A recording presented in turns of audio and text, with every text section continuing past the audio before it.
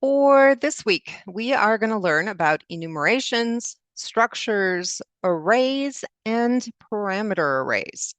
So we did learn about arrays in 110, so that'll be kind of a review. The rest is going to be newer information. So we're going to start with the web readings.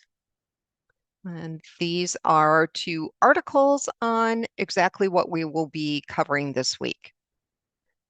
And once you read through those, then I've got three separate lecture demos on these different topics.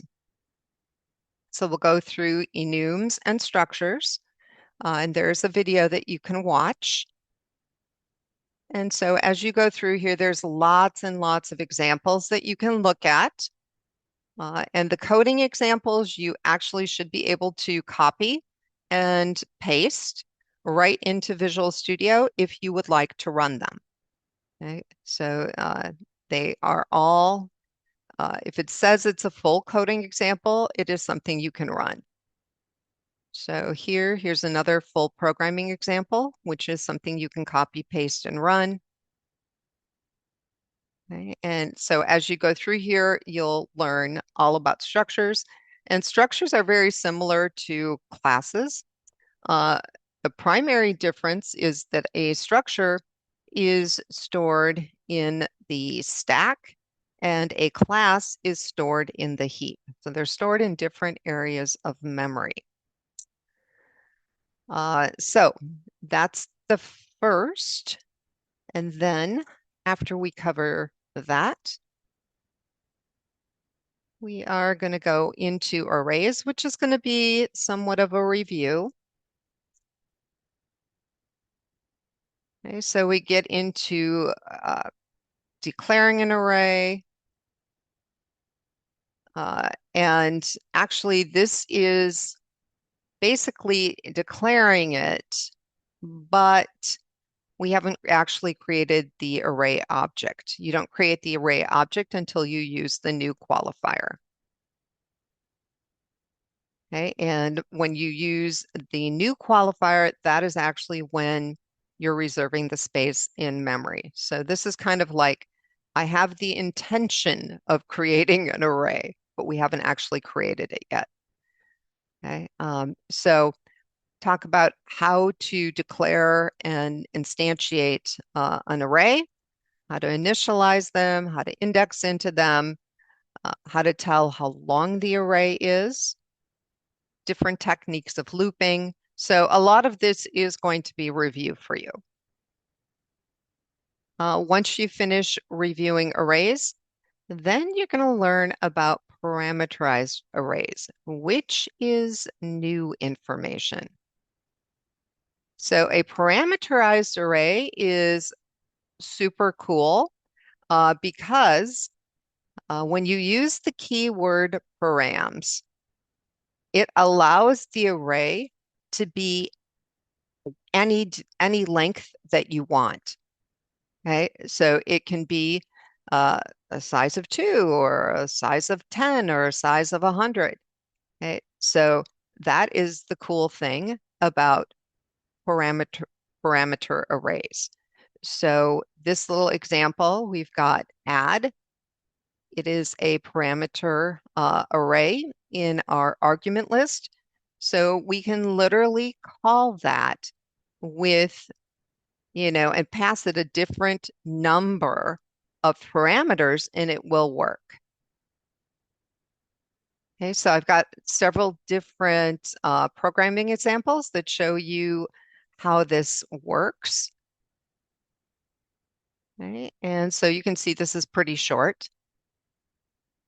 Okay, but that is our third lecture demo. And once you finish that, you're going to do the understanding check. And then you're going to move on to the lab assignment.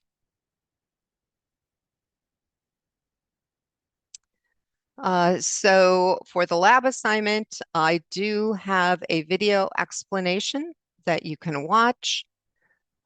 You are going to be pushing your work up to GitHub. So I've got the reference link there, and this is the Visual Studio reference link for you VS Code users, you will need to use the same procedures that you did in last week's assignment and the week one assignment.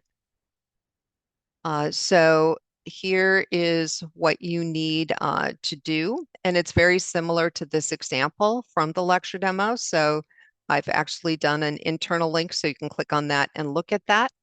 Uh, but you're going to be doing kind of a music example instead of a movie.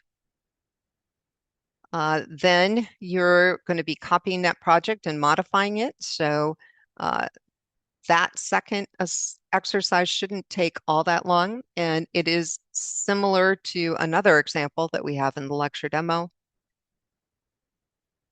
And then what we're going to do is create an array of structures. So these are similar to what was done in the music example too, and in this example. So the club array might even be more similar. Okay, so you can see we've got an enum, we have a structure, club structure. And here you can see we have an array that we're calling membership. Okay, and so we are adding to that array. So you're going to be doing something very similar to that.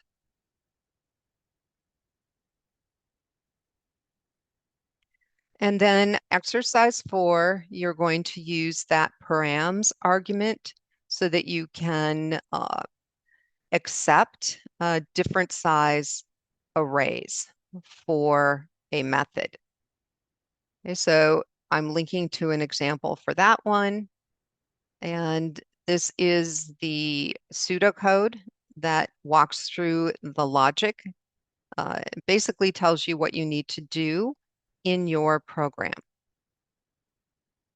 Okay, so watch the video because it does go through more detailed instructions, but kind of a little overview of what you need to do in this programming assignment.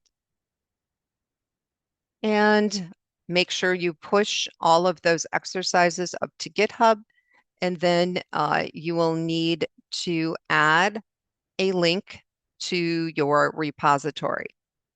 Okay, and you can simply go out to GitHub and copy it, and then you can actually paste the link right in here. Okay, and those are all the exercises that are worth points.